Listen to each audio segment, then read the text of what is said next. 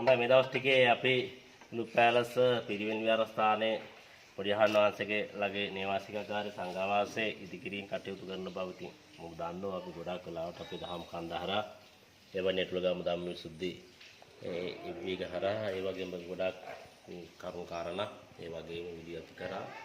ඉතින් අද දවසේ මම හිතන්නේ දැන් අපරාධ ටික ඉවර කරගත්තා අපි. දැන් මේ ජනල් ටික පොඩ්ඩක් ඉන්න ගමන් අපි මේ සුද්ධ බුද්ධ කරන ටික ලේසිනේ පාසුනේ කටයුතු කරනකොට ඊළඟට අපිට තියෙන තින්තාලේපනේ කිරීමේ නැත්නම් ඒ වගේම පිළිවෙතේ ගාන එක. ඉතින් තව අපිට සිමෙන්ති කොට 10ක 20ක විතර වගේ පොඩි අඩුවක් තියෙන. ඒ වගේම කම්බි සහ ඒ වගේම ඇටිනින් ලැලිවල පොඩි අඩුපාඩුකම් තියෙනවා බ්ලොග් ආටිකුත් එක්ක. ඉතින් අපිට ගොඩාක් අය උදව් උපකාර කරනවා. අද සිමෙන්ති කොට 10ක් පරිත්‍යාග කරන්නට යෙදුණා. ඉතින් අපි බලන දකින ඒ වගේම උදව් උපකාර කරන සහයෝගය ලබා දෙන හැමෝගෙම අපි ඉල්ලා සිටිනවා මේ පිරිවෙන් විහාරස්ථානය සම්බුද්ධ ශාසනයේට සසුනට ඒ වගේම හාමුදුරන් වහන්සේලා හදන තැන, ගොඩ නැගෙන තැන, බිහි කරන තැන අපිට හැකි ආකාරයෙන් සිමෙන්ති කොට එක හරි, ඒ වගේම එක 10 කම්බි එක හරි, මිලිමීටර් 10 කම්බි එක හරි, ඒ වගේම සැටින් ලෙලි දෙක තුනක හරි අපිට බලපෑන දායකත්වය ලබා දෙන්න.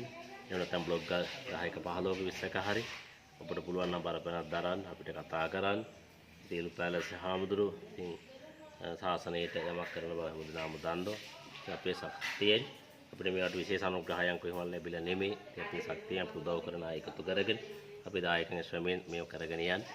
ඒ නිසා දකින්න බලන හැමෝටම අපි ආරාධනා කරනවා ශාසනය වෙනුවෙන් මේ අනාගත ආයෝජනයක් කිරීමේ කරන කටයුත්තට පිට එක එකතු වෙලා අත්වල බඳගෙන දෙවියන් දහමක් කරමු කියන ආරාධනාව සිදු කරනවා. හැමදෙනාටම වාසනාවන්ත තුනුරුගේ ආශිර්වාද ලැබෙන යහපත් සන්ධ්‍යාවක් වේවා කියලා ප්‍රාර්ථනා කරනවා.